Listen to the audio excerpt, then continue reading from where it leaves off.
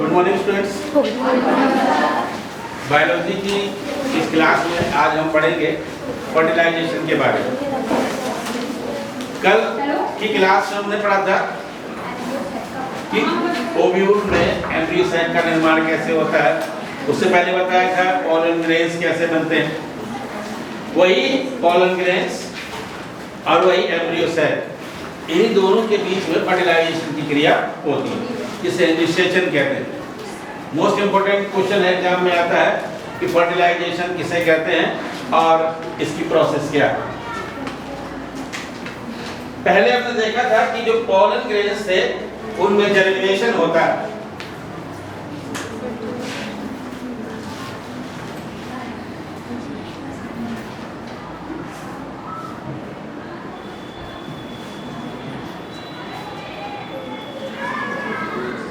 इस तरह के पॉलन ग्रेन होते हैं।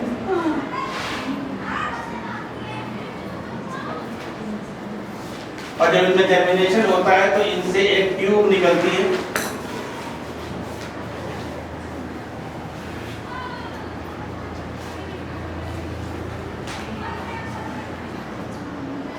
इस ट्यूब को कहते हैं पॉलन ट्यूब। और ये ट्यूब कहाँ निकलती है? गायनीशियम के ऊपर पहुंचने के बाद जब स्टिग्मा पर पहुंच जाते हैं। इस ट्यूब में आगे न्यूक्लियस होता है जिसे कहते हैं वेजिटेटिव न्यूक्लियस, और पीछे होता है जनरेटिव न्यूक्लियस। ये क्या है? Pollen grain.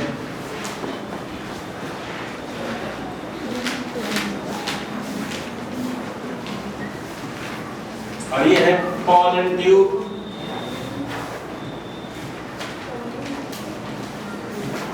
आगे है वेजिटेटिव न्यूक्लियस,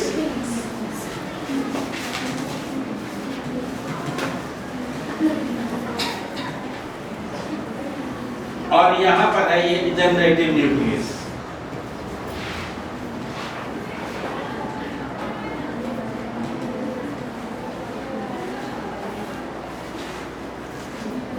ये पॉलन ग्रेन में जर्मिनेशन होता है। ये पहले बताया था कि इस तरह से पॉलन ग्रेन में जर्मिनेशन होता है। जर्मिनेशन की प्रोसेस कहां पर होती है? जाकर गायनीशियम के स्टिग्मा पर। पॉलन ग्रेन पहुंच जाते हैं कहां? गायनीशियम के स्टिग्मा पर, और वहां ये ट्यूब निकलती है।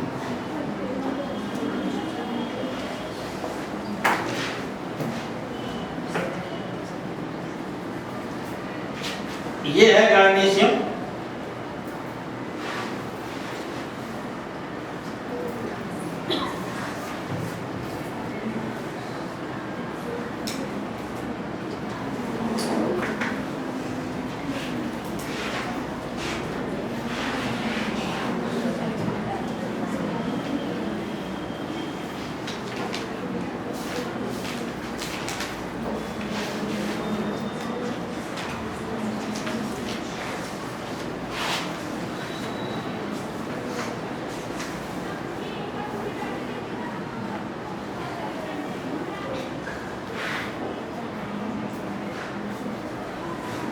ये गायनीशियम।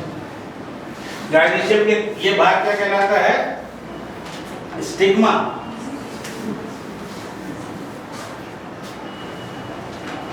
और ये कहलाता है स्टाइल।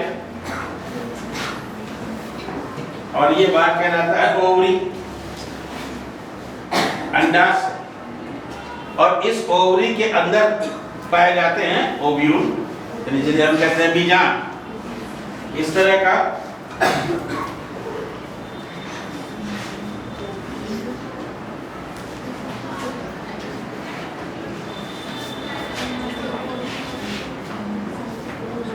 ये ओव्यूल होता है, और इसके अंदर ये होता है एम्ब्रियो सैक, भ्रूणकोश, जिसमें 8 जो है वो कोशिकाएं होती हैं। ये है ओव्यूल। पॉलन ग्रेन यहां पर गिरते हैं, कहां? गायनीशियम के स्टिग्मा पर। और यहां पर गिरने के बाद इन पॉलन ग्रेन्स में जर्मिनेशन होता है। यहां पर गिरे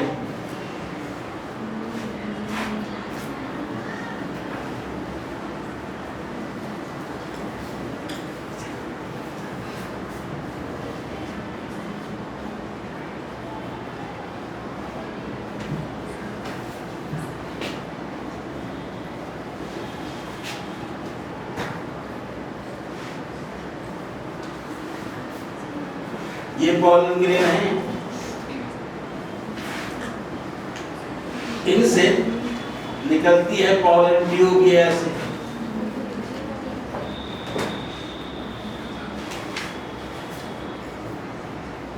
और ये पॉलन ट्यूब नीचे की ओर को बढ़ती जाती है और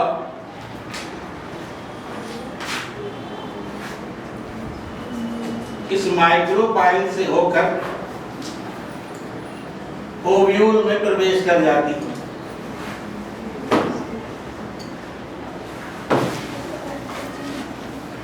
एक साथ कई सारे पॉलन ग्रेन्स होते हैं, सभी से ट्यूब निकलती है, लेकिन जिसकी भी ट्यूब पहले पहुंच जाती है फर्टिलाइजेशन उससे होता है। यहाँ पर क्या है, वेजिटेटिव न्यूक्लियस, जो दूसरा जनरेटिव न्यूक्लियस था वो भी ट्यूब में पीछे की ओर आ जाता है। ये जनरेटिव न्यूक्लियस भी आ गया पीछे पीछे, ट्यूब में आगे है यहाँ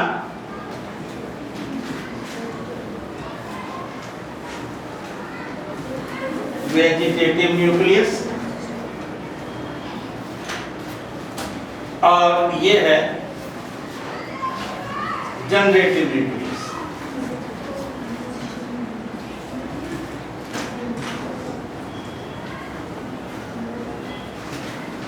अब पॉलन ट्यूब कहां प्रवेश कर गई, ओव्यूल में, और ओव्यूल में कहां से प्रवेश करा उसने, माइक्रोपाइल से होकर। ये जो वेजिटेटिव न्यूक्लियस है, ये जो ट्यूब के अगले सिरे पर होता है, ये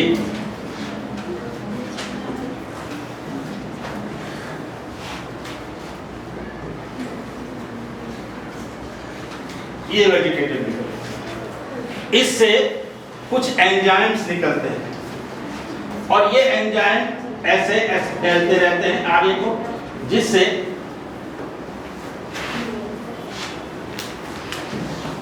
ट्यूब के रास्ते में पड़ने वाली ये जो कोशिकाएं हैं गायनीशियम की, वो गलती से ले जाती है, आगे का रास्ता साफ होता चला जाता है और ट्यूब आगे की ओर को बढ़ती चली जाती है और यहाँ पहुंच जाती है। अब ट्यूब कहाँ पहुंच गई, ओव्यूल के अंदर। अब देखेंगे अंदर क्या क्रिया होती है। ये है ओव्यूल,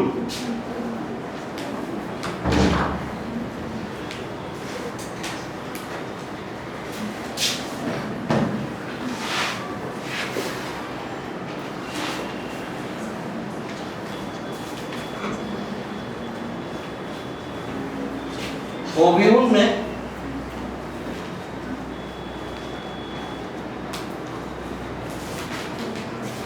यह एम्ब्रियो सेल, इसमें कितनी सेल्स होती हैं, 8।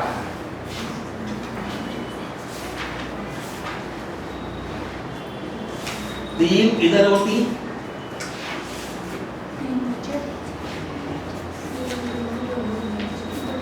दो यहाँ होती है, एक इसके ऊपर होती है और दो बीच में होती है।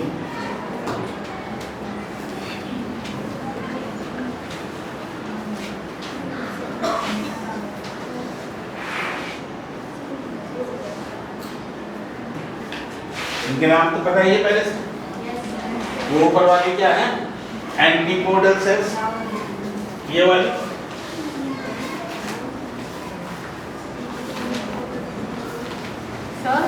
जी, थोड़ा हिंदी में कन्वर्ट कर दो आप। एंटीपोडल सेल को प्रतिमुखी कोशिकाएं कहते हैं। सर ये इसमें आपने लिखा है ना, ये सब स्टिग्मा कहते हैं, वर्तिकार्ड पेपर में यही आएगा। अगर आगे पढ़ना है और तैयारी करेंगे आप नीट वगैरह की, तो ये जो बायोलॉजिकल टर्म्स हैं तो इंग्लिश में याद करना। ये एंटीपोडल सेल को प्रतिमुखी कोशिकाएं कहते हैं, उसने बताया था उन्हें। ये सिनर्जिक्स हैं, इन्हें सहायक कोशिकाएं कहते हैं।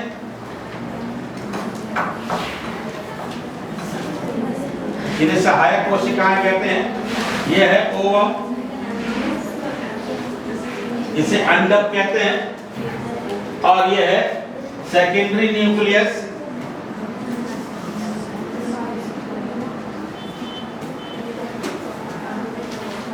इसे कहते हैं द्वितीयक केंद्रक। ओवम हैप्लॉइड होता है और द्वितीयक केंद्रक जो है वो 2n डिप्लॉइड होता है।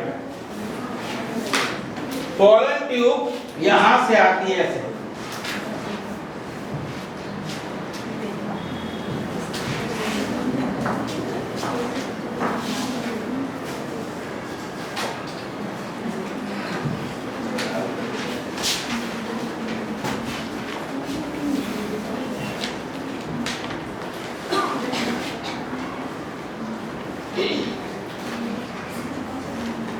ये पोलन ट्यूब आई माइक्रोपाइल से होकर कहां पहुंच गई, इसके अंदर।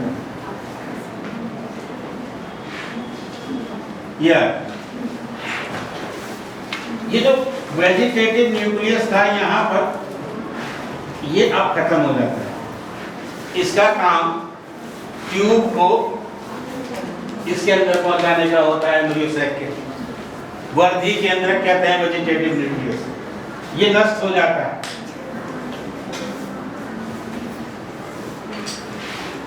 Vegetative nucleus degenerate,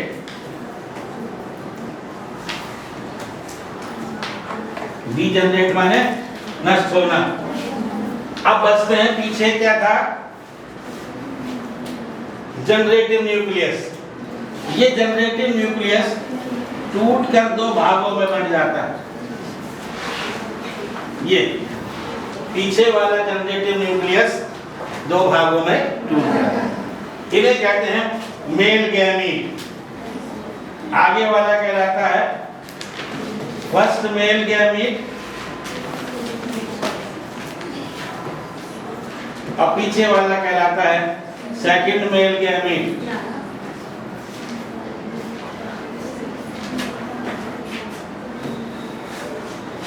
pollen tube जब भीतर प्रवेश करती है तो इसका मुंह आगे खुल जाता है यहाँ पर और सिनर्जिड्स जो हैं हट जाती है। ओवम बिल्कुल ठीक सामने आ जाता है। इस तरह से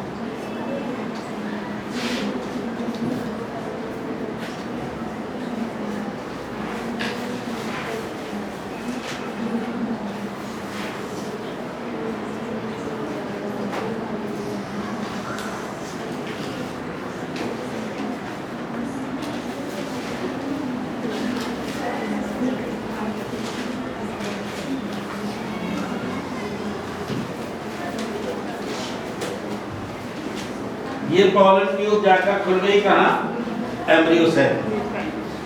जो सहायक कोशिकाएं थी ये साइड में हो जाती,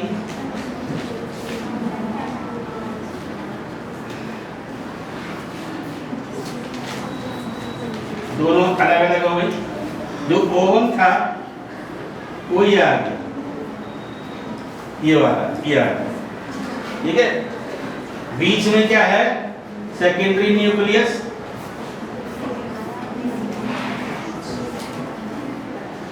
और इधर तीन एंटीपोडल सेल, उनसे कोई मतलब नहीं है। अब ये ओवम आ गया सामने, बैठे जाए तो शांति से।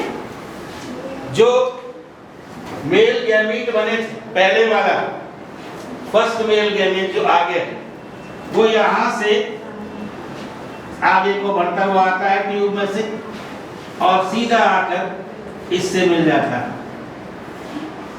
जिससे ओवम से फर्स्ट मेल गैमीट ओवम के साथ फ्यूजन कर जाता है। ये है फर्स्ट मेल गैमीट और ओवम दोनों आपस में फ्यूजन कर जाते हैं। सेकंड मेल गैमीट अभी ट्यूब में है, यहां पर हो गया क्या, दोनों का फ्यूजन। फ्यूजन का मतलब है संलयन या मिलना, दोनों मिल जाते हैं। दोनों के फ्यूजन से एक कोशिका बन जाती है जिसे कहते हैं जाइगोट, युग्मनज, और उसी जाइगोट से एम्ब्रियो या भ्रूण बनता है और बाद में उसी से एक नए पौधे का निर्माण होता है। अब आगे देखेंगे, यहाँ तक की बात समझ में आ गई कि फर्स्ट मेल गैमीट किससे आगे मिल जाता है? ओवम। अभी ये बचा हुआ है सेकंड मेल गैमीट बचा हुआ है, इससे क्या होता है आगे? ये है सेकंड मेल गैमीट जो इसमें बचा हुआ है।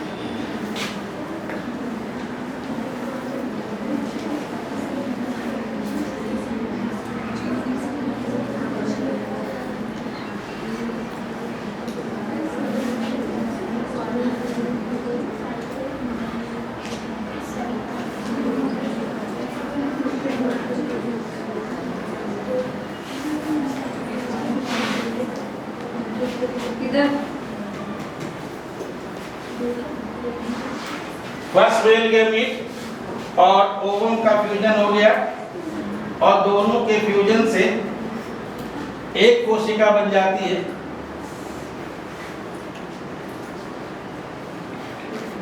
जिसे कहते हैं जाइगोट।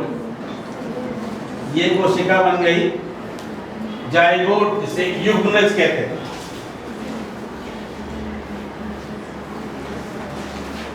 ये डिप्लॉइड होती है, 2n, यानी गुणसूत्र इसमें पेयर्स में होता। अब जो सेकंड मेल गैमीट था वो ट्यूब में से होता हुआ अंदर आता है और यहाँ पर क्या था? Secondary nucleus.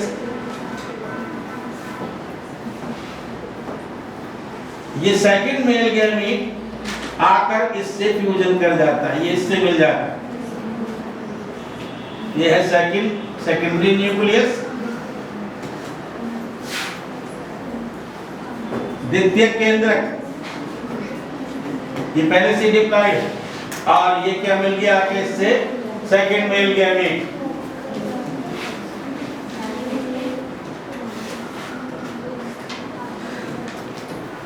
इन दोनों के मिलने से, इन दोनों के फ्यूजन करने से एक और कोशिका बनती है जिसे एंडोस्पर्म न्यूक्लियस कहते हैं, भ्रूण कोश केंद्रक कहते हैं। इस तरह से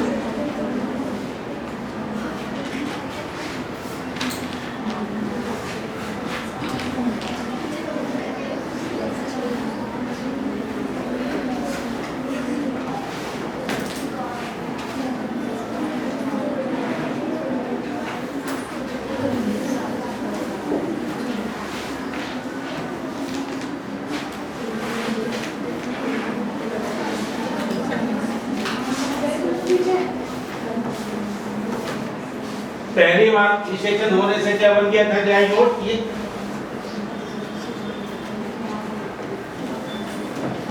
जो डिप्लॉइड था, और दोनों ये जो मिले सेकेंडरी न्यूक्लियस और ये इनके मिलने से ये बनता है जिसे कहते हैं प्राइमरी एंडोस्पर्म न्यूक्लियस, प्राथमिक भ्रूण कोश केंद्रक। ये 3N होता है। ट्रिप्लाइड, ट्रिप्लाइड मतलब 2N तो ये था ही ट्रिप्लाइड, और एक मेल गैमीट था वो हैप्लॉइड था, तो ये हो गया ट्रिप्लाइड। यहाँ जो 3 एंटीपोडल सेल्स थी ये वाली, ये तीनों खत्म हो जाती।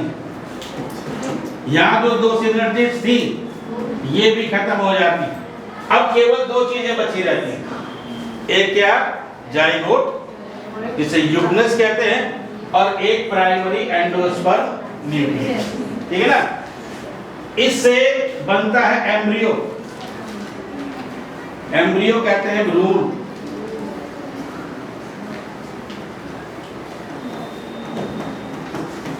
और इससे बनता है एंडोस्पर्म।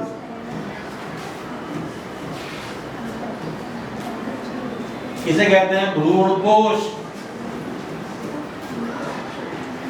भ्रूण कोश, ये भ्रूण के अंदर जो एम्ब्रियो है, ये जो बीज के अंदर एम्ब्रियो है उसका पोषण करता है। जो ओव्यूल था ये वाला, ये पूरा, ये ओव्यूल सीड में बदल जाता है। ओव्यूल से बन जाता है सीड, बीज बन जाता है। ये पूरा ओव्यूल बीज में बदल जाता है। बीज के अंदर ही क्या होता है, भ्रूण होता है, और कुछ बीजों में भ्रूण कोश भी होता है। वही बीज अंकुरित जब होते हैं तो जो एम्ब्रियो है वही अंकुरित होकर नया पौधा बना लेता है। यहाँ पर फर्टिलाइजेशन की जो प्रोसेस है वो 2 बार में हो रही है। देखिए, पहली बार में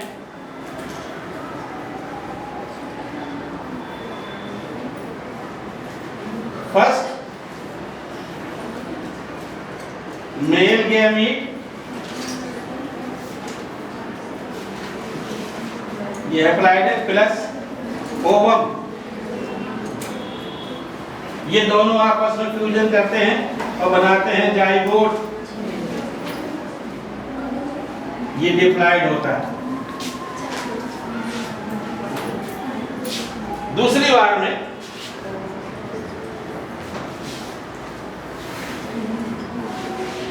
सेकंड मेल गैमीट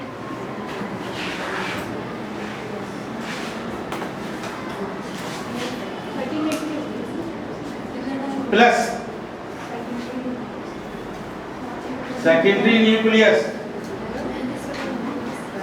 ये डिप्लॉइड, ये दोनों मिलके क्या बनाते हैं, एंडोस्पर्म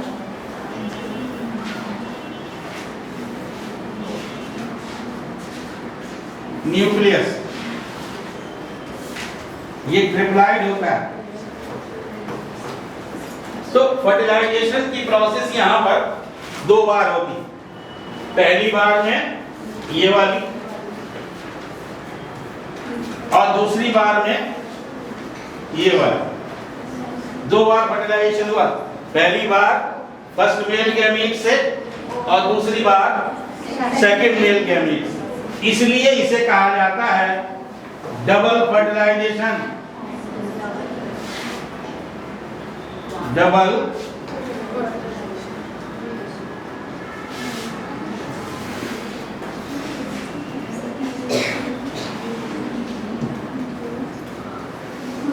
डबल फर्टिलाइजेशन, दोहरा निषेचन, दोहरा निषेचन।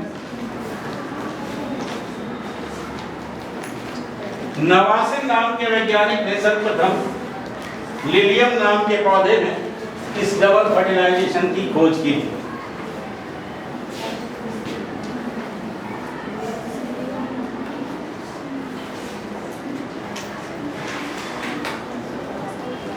नवासी इसकी खोज की थी, डबल फर्टिलाइजेशन। तो ये मोस्ट इंपोर्टेंट क्वेश्चन है। निषेचन क्या है, फर्टिलाइजेशन क्या है, दोहरा निषेचन किसे कहते हैं, पौधों में डबल फर्टिलाइजेशन किस प्रकार से होता है। समझ में आ गई बात? डबल इसलिए कहते हैं क्योंकि 2 बार होता है, दोनों मेल गैमीट से होता है, एक बार में फर्स्ट मेल गैमीट से और दूसरी बार में सेकंड मेल गैमीट से। दोनों बार निषेचन होने के कारण इसे डबल फर्टिलाइजेशन कहा जाता है।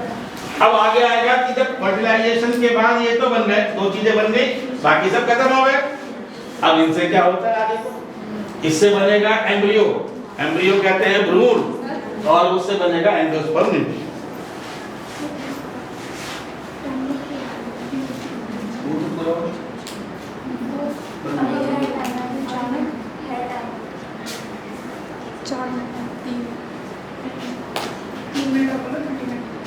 अब देखें फर्टिलाइजेशन भी कई तरह का होता है। पॉलन ट्यूब कैसे प्रवेश कर रही है इसके आधार पर यह देखो,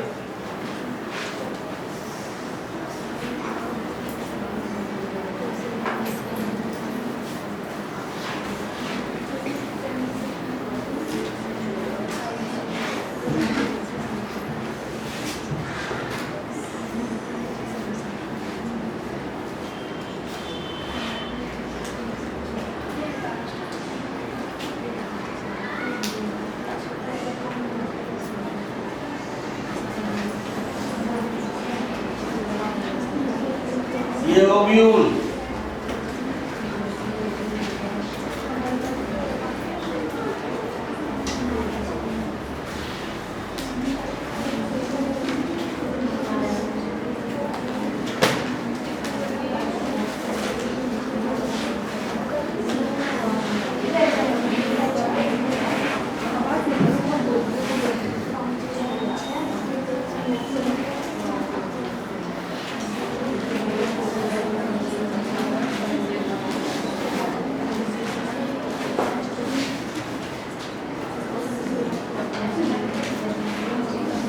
ये इस तरह का ओव्यूल दिखाया।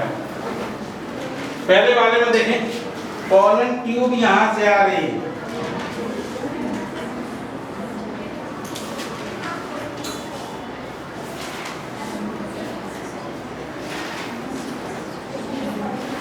ये आई,